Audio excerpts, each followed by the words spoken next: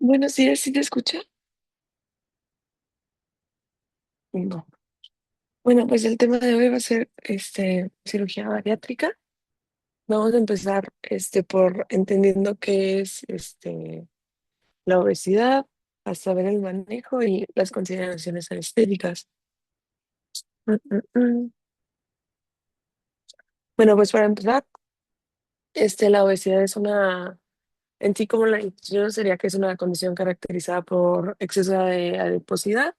Ya esto puede ser con o sin una anomalía en la función del cuerpo o este, alguna enfermedad de que agregada. Es importante estar considerando que ya el IMC no es como que el diagnóstico individual de la enfermedad. Y ahora, en el diagnóstico clínico de la obesidad como tal, se tiene que ser guiado por la circunferencia de la cintura, el ratio de waist to hip o waist to height. Em, También dice que se puede hacer una medición directa de la grasa corporal. Sin embargo, en el único caso en el que no se tiene que hacer alguna medición específica es cuando ya el índice está mayor de 40. Aquí ya es obvio que se puede asumir que hay un exceso de grasa. Antes la OMS definía la obesidad como un índice mayor a 30 y se dividía entre clase uno, clase 2, clase 3. Pero ahora ya la podemos dividir en dos. Estas son como que las nuevas definiciones. Está la obesidad preclínica y la clínica. Básicamente la preclínica, aquí hay un estado de exceso de adiposidad, sin embargo hay una función orgánica preservada.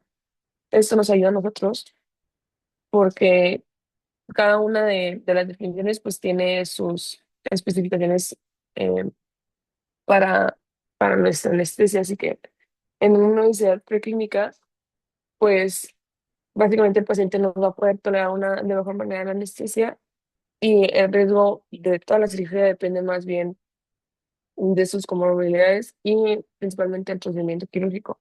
Por el otro lado está la obesidad clínica. Esta ya es una enfermedad crónica y sistémica. Esta ya está caracterizada por alteración funcional de los órganos, tejidos, o que ya tiene una limitación significativa de sus actividades diarias. Todo esto, pues, causado por el exceso de obesidad. Así que, ¿qué significa? Que con una obesidad clínica ya sí o sí van a existir mayores riesgos preoperatorios.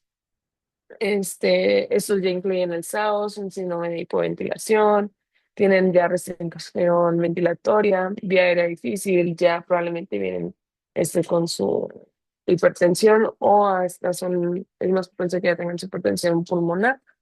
Y sí o sí, pues ya sabemos que va a tener una disfunción metabólica y más cosas. Pues de epidemiología, en el 2022 aproximadamente en el mundo, 2,5 millones de adultos tenían sobrepeso, 890 millones vivían con obesidad, 43% de los adultos ya lo iban o sea, prácticamente ya lo tenían, y el 16% de los adultos era la obesidad, así que podemos ver que son pues cifras muy grandes. En México como tal, aproximadamente más del 70% de los adultos tienen sobrepeso u obesidad. Eh, no somos el número uno de obesidad en adultos, sin embargo, pues estamos en las categorías altas. Y por el otro lado, de los niños y los adolescentes, esto es en un rango entre 5 y 19 años. Este año ya retiraron que sí bajamos del primer lugar al octavo lugar mundial, sin embargo, pues otra vez reitero, sí es un problema que tenemos mucho en nuestro país y sí tenemos que saber cómo manejarlo, qué estar esperando en las cirugías. Un poquito de la fisiopato, pues básicamente hay que recordar que la obesidad pues, es un estado inflamatorio y endocrino alterado, causando un impacto metabólico, cardiovascular y respiratorio. La obesidad nos puede causar una hipertrofia o hiperplasia adipositaria, nos causa una inflamación crónica, hay más producción de citocinas inflamatorias, alteración en las adipocinas, hay resistencia a la insulina y podemos ver una lipotoxicidad. Todo esto nos puede causar, bueno, sus consecuencias son más propensos a alcanzar diabetes mellitus tipo 2, hipertensión, dislipidemia, esteatosis hepática, alguna enfermedad cardiovascular, o como ya mencioné también la disfunción ventilatoria. Y pues ya todo esto pues nos afecta a nosotros en nuestro manejo. Ahora hablando más de la fisiopato respiratoria, hay varios cambios esperados. Estos son que disminuye la capacidad de respirar funcional, la compliance pulmonar y la pared torácica también disminuye, aumenta el trabajo respiratorio, favorece las atelectasias, favorece el cierre de la vía aérea, aumenta el consumo de oxígeno, por lo tanto, aumenta la producción de CO2 y pues siempre es más común que ellos estén acostumbrados a su hipercapnia. Y como ya sabemos, pues también hay una saturación más rápida en estos pacientes. Hay que tener en cuenta la alta prevalencia en lo respiratorio del SAOS, como ya he dicho, también el síndrome de hipoventilación o el ERGE también son cosas esperadas que pues nos pueden afectar en toda nuestra área respiratoria. ¿Vale? La fisiopatía cardiovascular, sus cambios esperados va a ser que haga un aumento en el gasto cardíaco, el volumen sanguíneo, puede llegar a causar una hipertrofia ventricular, disfunción diastólica, hasta llegar a una insuficiencia cardíaca. Aumenta la prevalencia, como ya dije, de la hipertensión pulmonar, eh, todo eso es por el SARS, y también aumenta el riesgo tromboembólico. Eh, También mencionan que aquí pues hay cosas que no es tanto como que la fisiopatía cardiovascular, pero que sí se ven más, o sea, son como que dificultades que ocasionan la obesidad al nivel que queremos nosotros, como que mantener un buen control hemodinámico. Y pues decía que usualmente pues se dificultan los accesos venosos, poner una línea también se vuelve más dificultoso, una línea arterial. La medición de TA, si no tienes ¿cómo se llaman? No quiero decir el manguito, pero si no tienes el tamaño adecuado de la bandita, se me fue el nombre, del Bauman, pues tal vez no les está sacando una buena TA. El posicionamiento del paciente pues también es muy difícil por el peso y si no lo posicionamos bien, pues también podemos tener este, efectos hemodinámicos hasta cierto punto o en las posiciones extremas que utilizan los doctores con estos pacientes al momento de hacer, como en este caso, una cirugía bariátrica o una láparos. Es importante también recordar que estos pacientes pues ya vienen usualmente con un tratamiento farmacológico. O sea, los fármacos, pues los más comunes, Orlistat, el naltrexona, entermina, liraglutida, semaglutida, tirzepatida. Y todo eso nos lleva a estar pensando en unas consideraciones específicas para estos pacientes. Va a haber más, son más propensos a tener náusea y vómito. Hay un vaciamiento gástrico retardado y hay mayor riesgo de un contenido gástrico residual. Así que básicamente las recomendaciones que nos dan en nuestra valoración, pues sí, son los pacientes que sí pueden continuarse tomando sus medicamentos GLP-1. Claro, tenemos que individualizar con todos los pacientes, pero sin embargo, si es seguro, nada más hay que tener estas consideraciones perioperatorias. El tratamiento quirúrgico, pues las indicaciones del 2022, pues básicamente se sigue guiando del IMC. Se recomienda que si se opera una paciente con una cirugía bariátrica cuando tienen un IMC más de 35, esto es independientemente si ya tiene sus comorbilidades graves. Y la otra es que tengan de 30 a 35, pero que sí o sí ya tengan enfermedades metabólicas. Dice que otra de las sugerencias, pues ella sí es un paciente que nunca logra bajar de peso, a pesar de que ya haya hecho sus tratamientos no quirúrgicos, tiene mucha dificultad, pues ahí es como que donde entran también muchos de los pacientes que podemos ver normalmente, que no es como que ya tengan un IMC tan elevado, sin embargo, pues nunca llegan a lograr su peso, a bajar el peso que ellos necesitan. Se dividen en tres procedimientos más básicamente: bypass, manga o la banda gástrica ajustable. El bypass es el que más tiene complejidad técnica. Sin embargo, pues nos va a causar un mejor control del diabetes mellitus tipo 2 y, y mejora el reflujo para el paciente. Em, la manga es de mayor facilidad técnica ya que esta no agrega la anastomosis intestinal como el bypass. Este, y es la más fácil de hacer, como ya dije, y técnicamente la más común, pero la que se ven mejores resultados es el bypass. La banda gástrica ajustable es la única reversible, es la que menos, no tasa de éxito, pero en la que más se ve que los pacientes vuelven a agarrar peso muy fácil o recuperarlo. Y aparte les causa a estos pacientes mucha disfagia y vómito. De lo que leí, ya casi no se aplica. Usualmente les digo es la manga y en casos, o sea, eh, entre la banda o el bypass siempre van a elegir mejor el bypass. La evaluación preoperatoria, pues en la historia clínica, como todos no tenemos que hacer toda la historia clínica, nada más que hay que enfocarlos en ciertas cosas. Hay que estar, este, preguntando sobre si han tenido SAO, si tienen reflujo, diabetes, hipertensión, enfermedad cardiovascular, si han tenido algún momento de algún tromboembolismo antes, todo el medicamento que están tomando ahorita y si han fumado. Eso es como que lo importante en lo que nos tenemos que enfocar en la historia clínica.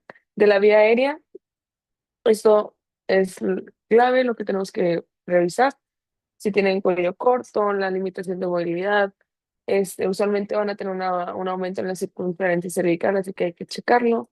El mala empatía, que usualmente pues a veces son engañosos, pero pues es importante estarlos revisando. Y si ya han tenido una cirugía en la que ya pues escrito que sí fue una intubación difícil o que se han tenido que parar la inducción porque no se logró intubar. Eso es muy importante preguntar, ya que eso nos ayuda a nosotros a saber en dónde nos encontramos en nuestro plan anestésico. Y tenemos que hacer ciertas preguntas dirigidas, como si ellos ya usan este CPAP en casa. En todo caso de que si lo usen, es importante decirles que pues lo tengan, si nosotros no tenemos en el hospital, que ellos lo traigan para poder usarlo, o pues en el hospital estar teniéndolo disponible para nuestro paciente en toda ocasión. Si roncan, si la posición al dormir, cómo les ayuda, si con dos almohadas, una almohada, si hay folio, o si pueden tolerar, por lo tanto, estar siempre en decúbito supino. Todo eso nos ayuda para saber nosotros cómo vamos a acomodarnos y qué tanto esperar la dificultad de nuestra ventilación y todo al momento de la inducción. Ya hablando más del manejo de vía aérea, pues aquí hay que tener en cuenta que va a haber un aumento de la dificultad a la aproximación para ventilar, va a haber una laringoscopia probablemente complicada y va a haber una desaturación rápida. ¿Cuáles son las estrategias que tenemos que tomar en cuenta? Posición en rampa, refieren que con 25 grados en semifold está súper bien. La oxigenación intensiva, decía, tiene que ser de 3 a 5 minutos mínimo y si en algunos momentos sí recomiendan que sea VO2 al 100%, como dije, considerar el uso del CPAP o en todo caso ponerle PIP durante la preoxigenación, tener disponible el videolaringoscopio o en todo caso, como dije, si ya sabemos que va a ser una intubación difícil, que ya tiene el antecedente, pues tener en mano el fibros y siempre nuestra medida de rescate, una mascarilla laringe.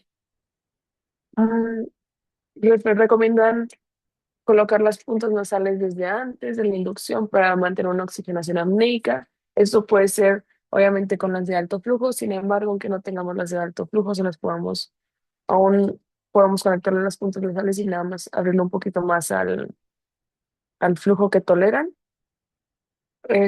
Y pues sí menciona que es importante individualizar y usar nuestro criterio para ver si usamos secuencia rápida o no. Se recomendaba principalmente en pacientes con hernias diatales o diabetes.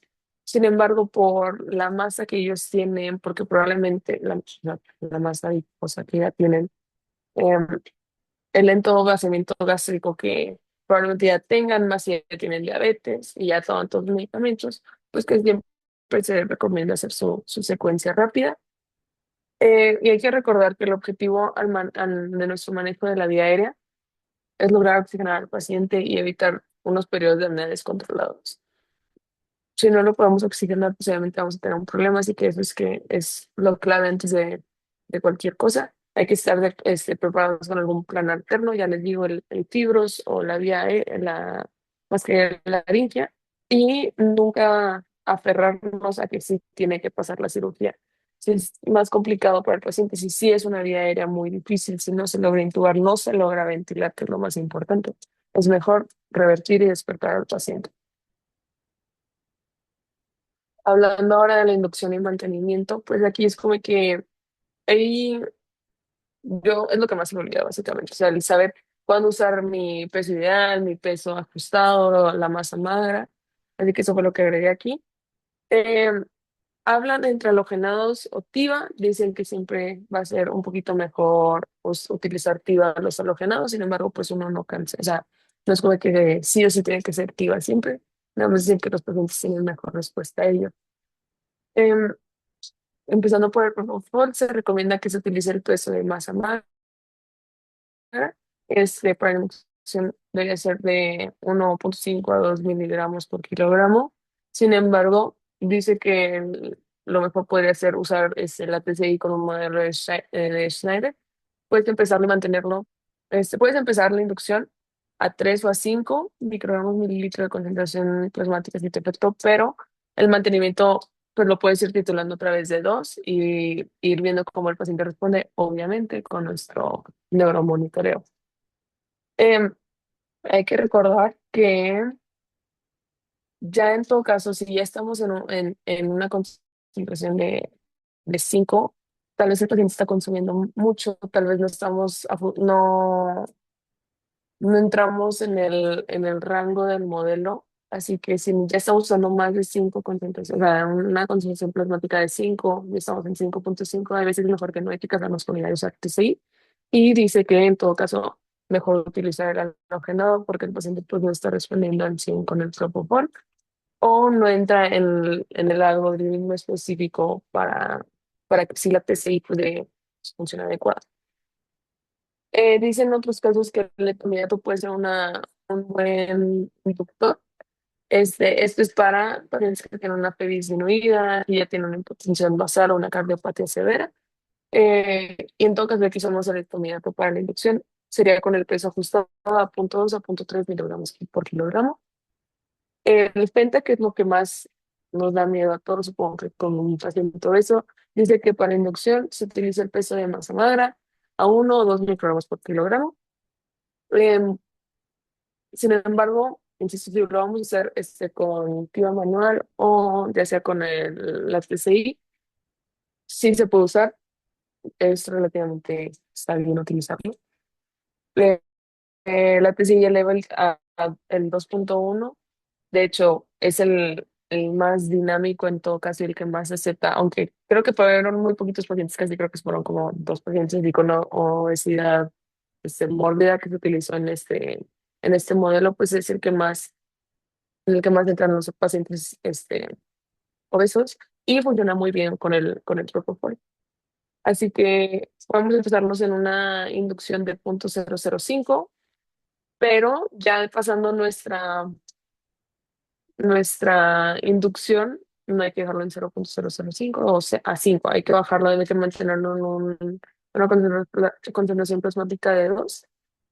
Sí, usualmente les va a ir muy bien a los pacientes. Si es TIVA manual, hay que recordar nada más de estar checando nuestra concentración plasmática en tiempo real. Es bueno checarlo con el peso ideal y con el peso actual del paciente para darte una idea de más o menos dónde podrías estar, para que puedas ir calculando en qué momento sí lo tienes que empezar a parar para que pues no se acumule de más el fentanilo. Hay que recordar que después de las 3 horas de una perfusión continua de fentanilo, la, la vida media sensible al contexto te dice que ya es importante reducir el fentanilo a la mitad, ya que su eliminación se vuelve literal, en media hora, 1 hora empieza a bajar la mitad. Así que hay que tener en cuenta si es que nuestra cirugía llega a durar más de 3 horas, lo cual en las cirugías bariátricas pues, no es tan común. Hablando de opioides, obviamente dicen que el remifentanilo es lo mejor. Se utiliza con el peso de masa magra y dice que el modelo preferido es la PCI de Minto, el modelo Minto, y te dice que la concentración es pues, de 0,05 a 0,2 microgramos kilogramo minuto. Entonces sabemos que pues, el fentanilo se, es lo preferido porque pues, no se acumula, hay una eliminación rápida del fármaco. Hablando de los halogenados, dice que el sevoflurano, pues se pueden utilizar los dos y las consideraciones son por las que ya conocemos. El desflo es un despertar más rápido para los pacientes, curiosamente, y también es menos irritante, pero recomiendan que el desflo sea lo que utilizamos ya que es útil en niveles más altos porque se acumula menos. El Roku tiene que ser el peso ideal, mientras que la Suxil sí tiene que ser el peso total. Y son como que las consideraciones importantes con el peso y las justificaciones que tenemos que darle a nuestro paciente. Hablando de ventilación mecánica, hay que mantener un volumen ideal al peso ideal, manteniendo los parámetros de protección ventilatoria. Ya sabemos que lo óptimo es 6,6, pero podemos irlo aumentando según el requerimiento del paciente, al igual que la frecuencia respiratoria o nuestro PO2. Es importante recordar que el PIB aquí en estos pacientes puede ir aumentando de 8 a 12 y en un paciente de láparos, que es en este caso como la cirugía bariátrica, pues puede subir hasta 15. Hay que irlo titulando, se puede ir titulando desde el inicio, total y no nada más, lo teníamos en 8 y ya empezó la láparos y ahí ya la vamos a subir a 15, pues no, hay que irnos poco a poquito, irlo subiendo. Mencionan que la mejor manera de estar controlando a nuestro paciente podría ser por modo de presión control. Sin embargo, no es una ley, hay que ver cómo responden mejor nuestros pacientes. Hay que recordar si vamos a tenerla en presión control, lo importante que tenemos que estar viendo es nuestra presión plató, mantenerla menos de 30 y la driving pressure entre 13 o 15. 13 es lo óptimo y 15 pues aún está dentro de rangos normales. Y hasta podemos jugar un poquito con el tiempo de inspiración, expiración. Hay veces a pacientes que tal vez no estamos acostumbrados o no sea lo óptimo en una cirugía normal, pero hay pacientes que en la sí les ayuda a que le bajemos inspiración de 1 y inspiración de 1,5. Hay que ajustar nuestro ventilador a lo que el paciente necesita. También mencioné que podemos estar utilizando las maneras de reclutamiento al inicio de la cirugía y más si los llegan a poner en alguna posición un poquito extrema, pero pues en el caso de la cirugía bariátrica no es como que se vaya a estar en tren, pero sí se pueden utilizar las maneras de reclutamiento, ya sea por volumen vial o por PIP, que sabemos que estar cambiando y aumentando el volumen de uno del otro cada 5 ciclos respiratorios como digamos, hasta llegar a un PIB de 20 o en todo caso hasta 25 y irlo bajando cada 5 ciclos respiratorios poco a poquito. Dice que ya durante la cirugía, a diferencia en la inducción y la proxicanación, que nos dice que probablemente es buena opción utilizar el PO2 en 100, ya al momento de la cirugía te recomiendan estar utilizando lo mínimo que se puede de PO2, lo que necesita el paciente para mantener una oxigenación adecuada. Hablando de la inmersión en la extubación, se recomienda que el paciente esté despierto ante cualquier cosa, que sí hoy tenga una adecuada ventilación, que sí se mete en el volumen que él necesita, que tenga una respiración, una frecuencia respiratoria adecuada. Sí recomiendan que sí se utilice un reversor el bloqueador neuromuscular, un Sudamadex. Dice que tiene que estar hemodinámicamente estable.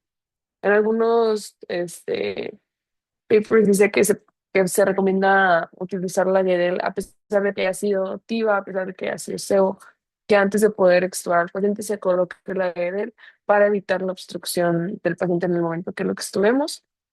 Este, y como digo, se recomienda utilizar extubar en un paciente despierto, pues para evitar que lleguen a morder el tubo.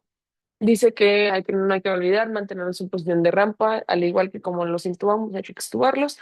y la disposición del CPAP ante cualquier cosa. La recuperación es muy importante que haya una vigilancia estrecha o sea, cuidando, ay, me estoy mal, cuidando la hipoventilación, una obstrucción, hipercapnia. Hay pacientes que tal vez no, me ha tocado ver que no los llevamos a extubar al 100% despiertos, te pueden contestar y aún así toleran la guedera, así que se pueden ir a Rico con la del puesta sin problema en el momento en el que ellos ya empiecen a sentir la molestia, se las quitan sin dificultad alguna y pues mínimo sabes que no va a haber obstrucción en ese momento. Y como ya mencioné, estos pacientes usualmente tienen mayor riesgo de náusea y vómito postoperatorio, así que hay que tenerlos en buen manejo. Desde el inicio, desde la cirugía, pues con su DEXA, su onda, si usamos TIVA, pues también nos disminuye la, la incidencia de la náusea y vómito postoperatorio. Y en los peores de los casos, pues ya un rescate cuando sabe de metoclopramida o lo que nosotros teníamos a disposición. Hablando de la morbilidad y la mortalidad, hay una morbilidad aproximadamente del 10 al 17%. Esto se llega a ver principalmente con fugas, sangrado, algún trombo, insuficiencia respiratoria o complicaciones cardiovasculares o en todo caso una reintervención. La mortalidad en estos pacientes a 30 días aproximadamente es de 0.08, 0.022. Ha bajado mucho en estos últimos 10 años. La verdad, ya no es tan temido este tipo de cirugías como eran antes. Ya se ven mejores resultados en los pacientes. Este, sin embargo, pues hay que recordar que los pacientes sí pueden, o sea, se puede ver asociada esta mortalidad a una mala nutrición, que también hayan tenido una obesidad extrema, una SAO severa, que ya hayan tenido una cardiomorbilidad cardiopulmonar es importante, o en sí una mala selección de pacientes. Estos son los que más se ven asociados a una mortalidad. No agregué como sí la slide del RCP en cirugía bariátrica, porque decían que hay que apegarnos a las guías del ACLS. Sin embargo, sí dice que pues el peso nos dificulta todo lo que ya mencioné. La vía aérea nos la va a dificultar, el peso del paciente, el posicionarlo, el acomodarlo si venía, bueno, en este caso pues va a estar en una cama quirúrgica, pero en lo que tenemos que acomodar todo y ponerle, no sé, las chalk pads en todo caso que los necesite. Dicen que sí, o el hecho de llegar a lograr la profundidad necesaria para el RCP, dice que todo eso son cosas que sí afectan y hay que tenerlas en mente. Sin embargo, pues sigue siendo el mismo algoritmo, nada más. Eso de que el peso sí cambia las cosas, la vía aérea es con lo que más vamos a batallar y tener una buena, ay, se fue, profundidad al momento del RCP.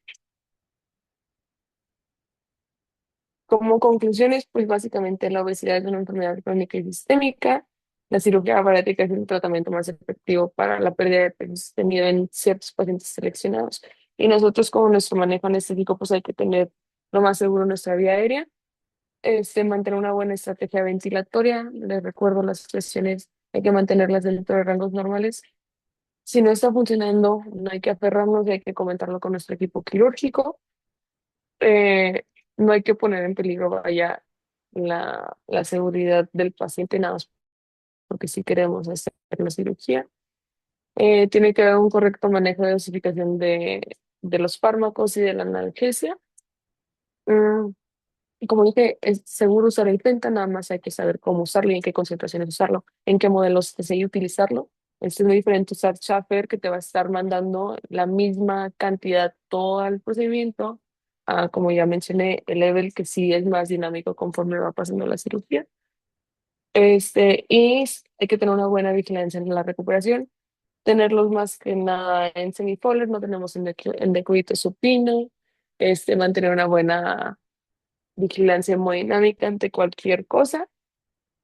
Y sí, pero yo con lo que me quedó de esta clase, el manejo o sea, en la mecánica ventilatoria, la importancia de estar preparados en nuestra vía aérea, no lo mencioné, pero saber que tenemos que tener nuestro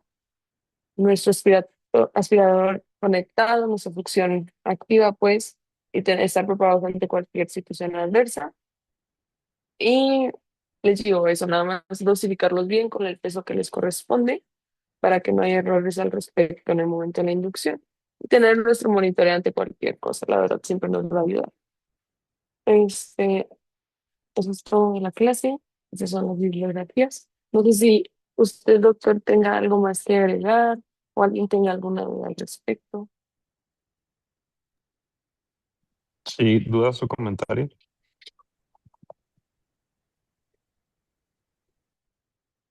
Doc, yo tengo una duda. Digo, más que nada es como tip, consejo. O sea, en busca de usted. Por ejemplo, en pacientes, digo, estos procedimientos me ha tocado ver los que son de paquete.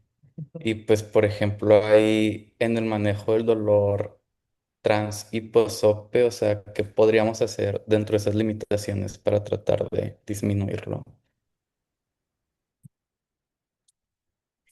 Claro, sí, definitivamente uno de los limitantes, o sea, pues los libros te dicen así como que, o sea, pues obviamente te espantan, ¿no? Que te dicen, oye, pues hay que usar activa y tener súper cuidadoso si llegas a la práctica y te dan 3 pesos de anestesia, ¿verdad?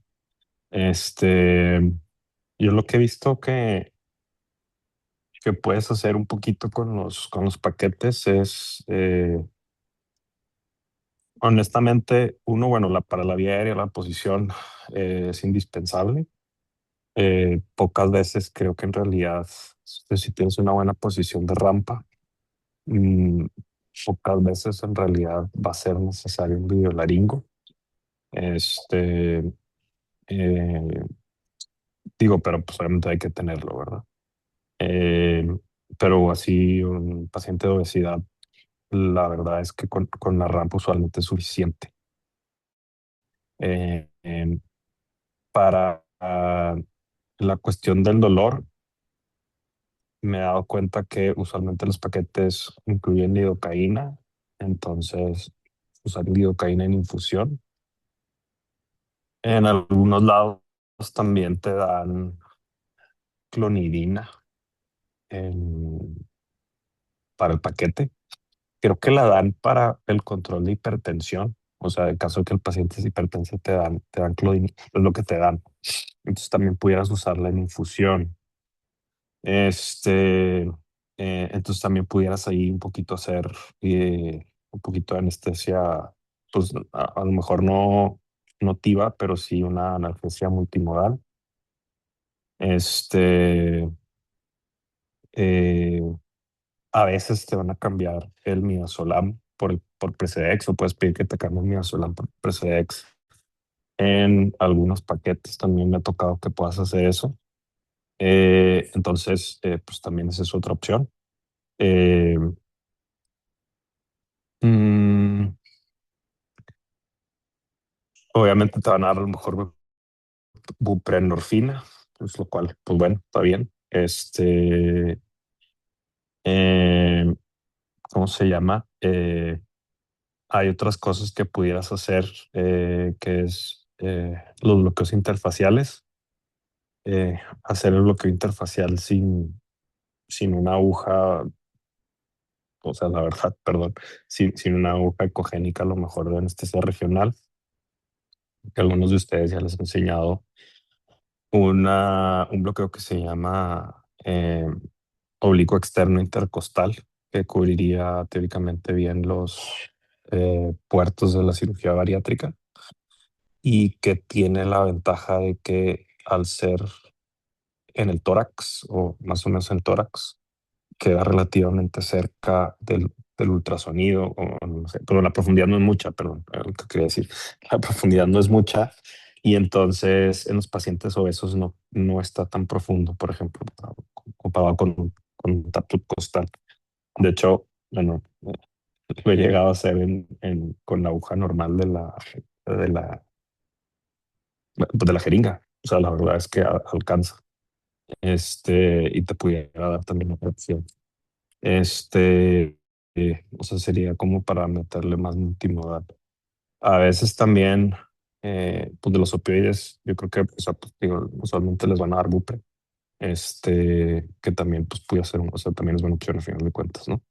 Tener mucho cuidado nada más con, eh, bueno, pues justamente con la parte de la recuperación, ¿verdad? Nada más, eso sí, vamos a usar opioide, de no pasar al paciente, pues ya como ya dijeron, sea muy dormido, ¿verdad? O si lo vamos a pasar muy dormido con la Guedel para que no se obstruya. Este, básicamente sería como lo que yo he visto que se puede ir un poquito hacer, tomando en consideración la parte del paquete. Ah, ¿cómo se llama? Eh, la lido en obesos es el peso corporal ideal o o sea, la infusión es el peso corporal ideal, volumen inicial es peso ajustado. ¿Cómo se llama? ¿Qué les dije? La clonidina. La dosis de la clonidina en infusión es 1 a 3 microgramos kilo hora. También por si alguna vez tienen la duda. Nada más que es así, no sé si es a peso ideal o peso ajustado. Asumir que es a peso ideal también. Y sería como las recomendaciones que les pudiera dar en, eh, ¿cómo se llama? Cuestiones un poquito limitadas, a lo mejor de dinero para hacer un poquito más de cosas. Bueno, y de hecho, como hablando de la analgesia, usted ahorita dijo lo de los bloqueos regionales. Ujú, Sí, pues yo, o sea, como los TAPS, pues obviamente siempre nos ayudan con las laparoscópicas.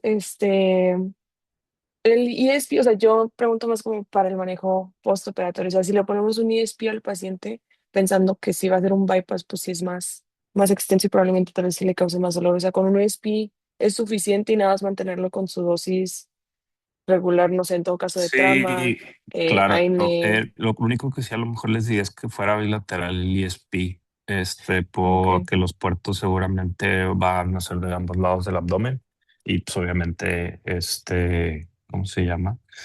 Am, eh, pues sí, para que te dé una analgesia, un poquito de analgesia visceral, ¿no? Ujú, Aquí la cuestión es que probablemente, o sea, bueno, eso sería un ISP torácico, ujú, obviamente, y probablemente va a haber que usar el transductor curvo ok. porque seguramente no te va a alcanzar para llegar. Yo creo que sí sería, no creo que un lineal lo alcance para un paciente con obesidad. Es importante hacerlo con el puro transductor lineal, a pesar de que Ok. es torácico. Va. ¿Y usted cree que sí sea, o sea, como que mi duda es porque nosotros, o sea, sí metemos Ujú, obesos y metemos pues, gastrectomías que podría ser lo más cercano como a un bypass? Pero pues nosotros a ujú, todos les ponemos pay, pero ahorita que dijo Eddie como la pregunta, dije, pues sí es cierto, si voy a la priva, no es como que me vaya a entrar ujú. en el presupuesto de que sí, déjenme le pongo un peri a una cirugía bariátrica, o sea, pues no, así que usted cree que básicamente mi duda es eso, o sea, sí sería necesario ponerle, porque yo estoy pensando como en nuestros manejos de que Sí, el ESP, como dice usted, o si aguantaría con el TAP, o el, sí, el no, bloqueo a que usted veces sí dice. aguantan con el TAP, pero sí, al menos honestamente, o sea, sí les suele doler, o sea, sí suele ser una cirugía Ok, dolorosa, quieras que no. Te digo, ahorita déjame les mando, eh, ahorita les mando un artículo. Digo, lo que está más o menos estudiando a veces es justamente este bloqueo que es el externo oblicuo intercostal, que no debería haber tanto problema para hacerlo en un obeso. ok. Este tap, pero pues el tap pudiera hacer que batalles porque queda muy profundo y SPI siempre va a ser buena opción. Cuadro lumbar probablemente también sería una buena opción en los obesos en cirugía bariátrica. Pero sí. ¿Qué más? Eh, ya. Bueno, nada más en cuanto a la parte respiratoria, los obesos, eh, nada más tener muy en mente que pueden tener ya sea SAOS o puedan tener, eh, o ¿cómo se llama? Bueno, no, ¿cómo explicarlo? O sea, no, los obesos pueden hipoventilar sin tener SAOS, sí, o sea, tener como tal, este, eh, hipoventilación, que es el síndrome de hipoventilación de los obesos, sin necesariamente tener apnea obstructiva del sueño. La manera más rápida de revisar eso sería con una gasometría y lo que veríamos sería bicarbonato elevado, arriba de 27 es lo que se marca en los artículos. Este, eh, sí, y eso También ya creo nos, que hablando ajá, de eso, olvidé mencionar que a sí, veces es común ver hasta una epilotis en omega con estos pacientes que hasta las tenemos que claro, carvalgar. Lo olvidé sí, mencionar y claro, ahorita que lo dijo lo del síndrome, sí, dije sí es cierto. sí. De las otras cosas del mantenimiento, eh, ¿qué más? De los procedimientos. Sí, definitivamente ya no se acostumbra mucho a hacer la, o sea, la banda, ¿verdad? Ya la verdad le están haciendo, de hecho a veces ya incluso toca entrar a quitarla, pero ahora están usando una cosa que se llama Variclip, que es algo muy similar, pero en vez de ponerlo como en eje transversal, o sea, lo que hacían era lo ponían como a 2 o 3 centímetros del estómago, ¿verdad? La banda normalmente. Y pues eso hacía como que pues, el paciente tuviera básicamente reflujo y no quisiera comer. El Variclip ahora lo que hace es lo ponen como si fuera una manga gástrica, como para simular una manga gástrica. Igual se pone de manera laparoscópica. Para fines prácticos es una manga gástrica, sí, nomás que ponen el Variclip este famoso, que pues digo, no sé, luego la gente es muy extraña, pero pues es como que pues si ya te van a hacer casi todo lo de la manga, pues ya mejoraste la manga, ¿no? Pero bueno. Otras cosas que a lo mejor les toca ver son los manejos del balón, ¿sí? De los balones, igual eh, ¿cómo se llama? De los balones para bajar de peso igualmente. Eh, la verdad es que igual, o sea, yo no entiendo, digo, pues hay pacientes que les gusta, pero pues la verdad es que eso se hace por endoscopía. Entonces, o sea, se hace por endoscopía y pues es igual, va a ser algo de paquete, igual va a ser un paciente a lo mejor que pues también tiene mucha obesidad, entonces también ahí es muy importante valorar si puedes en realidad ponerle un balón por endoscopía en un lugar a lo mejor que ni siquiera, que es a lo mejor de cirugía ambulatoria, igual, no lo mismo. Entonces tener mucho cuidado. Este, Obviamente también va a haber, eh, eh, ¿cómo se llama? Complicaciones que también obviamente pues, nos va a tocar entrar. Usualmente pues van a ser estómagos llenos. Tomar en cuenta que va a ser esa parte también, o sea, ya le estás agregando que es una vía aérea en un paciente obeso y además te está, ¿cómo se llama? Pues además es estómago lleno, ¿no? Y pues bueno, eso va a ser todavía más difícil ¿cómo se llama? El manejo de la vía aérea.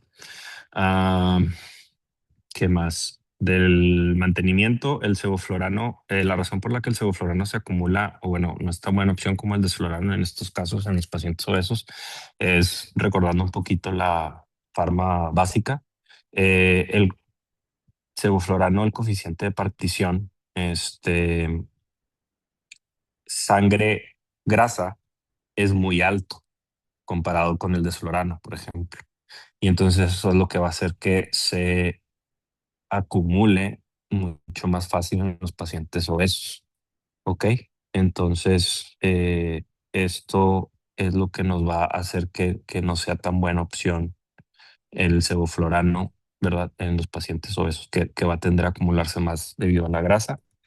Eh, ¿Cómo se llama? En los pacientes obesos. Y ¿qué otra cosa? Bueno, hay un modelo pues diseñado específicamente de Propofol para pacientes obesos, que es el Cortines, que algunos, ¿cómo se llama? Algunas máquinas, algunas bombas de infusión se iban a traer. ¿Ok? No sé si hay más dudas. A ver, ahí ya subí un artículo. No sé si al chat. No sé si ya les llegó. Doctor, yo sí tenía una duda, bueno, con Ajá. respecto, por ejemplo, al uso del CPAP en este tipo Ujú. de pacientes. Sí. O sea, bueno, siempre preguntamos que si lo traen, la mayoría de las veces no lo Ujú, tienen. Tengo entendido que el CPAP lo usan más que nada, por ejemplo, en sedaciones o, por ejemplo, en la preoxigenación o cuando vamos, bueno, ya que estamos extubando, ¿no? ujú, Pero por ejemplo, el CPAP en secuencia rápida, había leído algo de secuencia rápida modificada, en la que este tipo de pacientes desaturan rápido, pues obviamente en secuencia rápida, pues en teoría no deberías de ventilar, pero ujú. que en este tipo de pacientes tal vez sí se podría hacer como una ventilación con un PIP muy bajo, pero no sé usted qué piensa como de eso. Como ventilarlos con pip bajo, perdón, o como no, Pues no. no sé, o sea, yo leí que podemos dar como una ventilación con unas presiones bajas, pues para no como vencer la presión del esfínter esofágico inferior y tener riesgo de una broncoaspiración. Pero porque pues, haz de cuenta, lo que había leído es como en la preoxigenación se Ujú. le pone el CPAP y luego ya que empieza la secuencia rápida, pues se deja de ventilar al paciente, pero este tipo de pacientes desaturan muy rápido, por lo que mencionaban que se puede como Claro. seguir ventilando Ya, ligeramente. sí, bueno,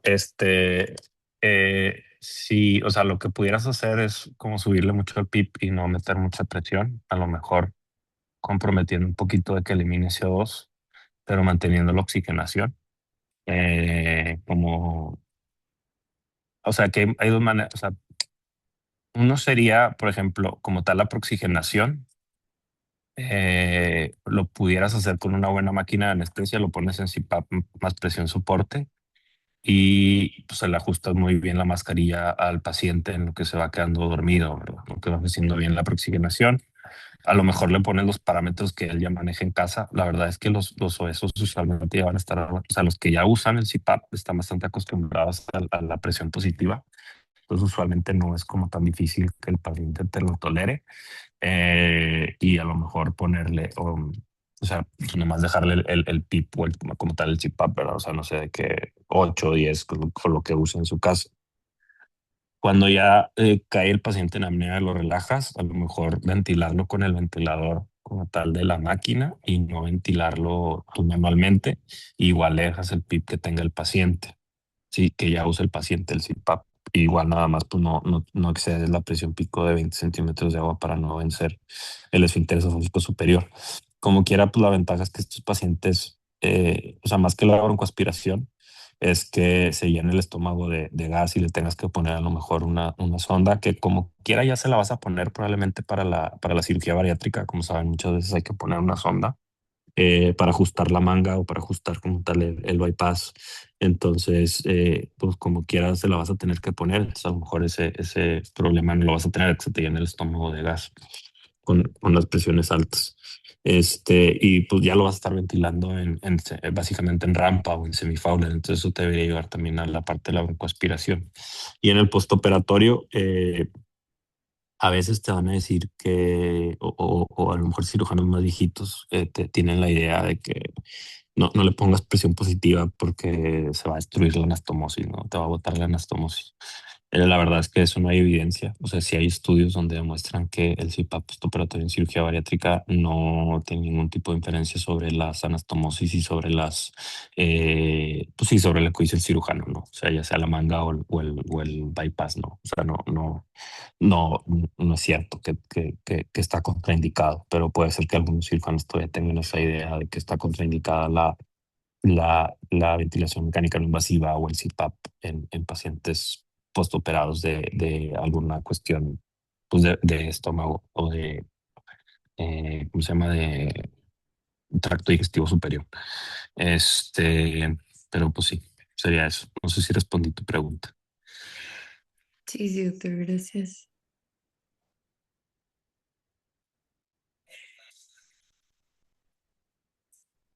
Muy bien. ¿Algo más? Doctor, yo también tengo una Hey, duda. Por ejemplo, ahorita lo que platicábamos del desflorano sobre el SEO, ajá. es mejor como para el despertar y todo, que no se acumule Sí, como el sebo.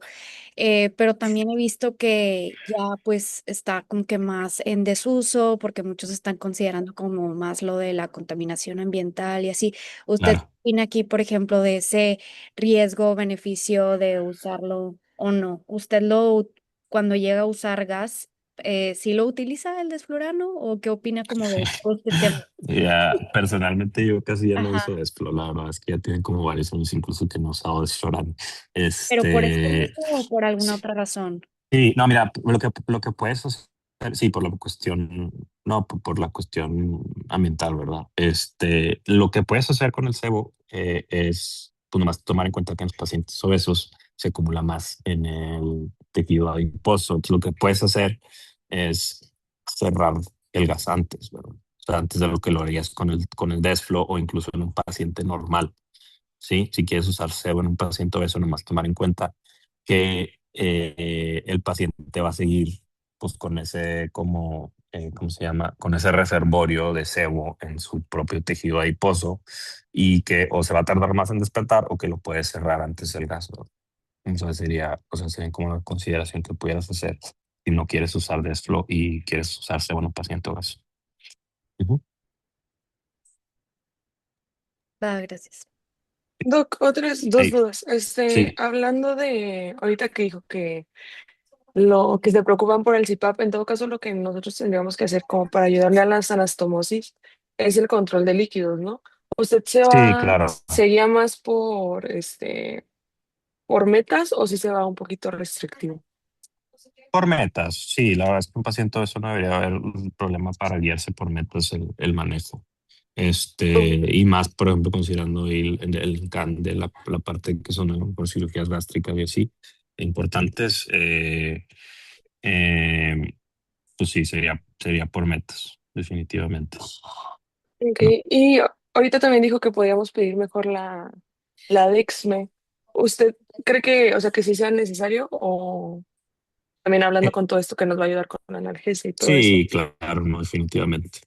Y en Yo todo soy caso muy, nada muy pro más, Dexme, pero bueno, pero es ya muy personal, que a mí me gusta mucho. Pero sí, sí, definitivamente. ¿y la perfunde a cuánto? Y como, Yo la dejo usualmente a 0,5 microgramos kilo hora. A veces los revuelo de 0,5 microgramos kilo en 5 minutos. Y digo, en obesos creo que es igual. O sea, el peso ideal es para bolo y peso ajustado es para mantenimiento. ok, Ujú. va, va. Muy bien. ¿Alguna otra duda, alguna otra pregunta?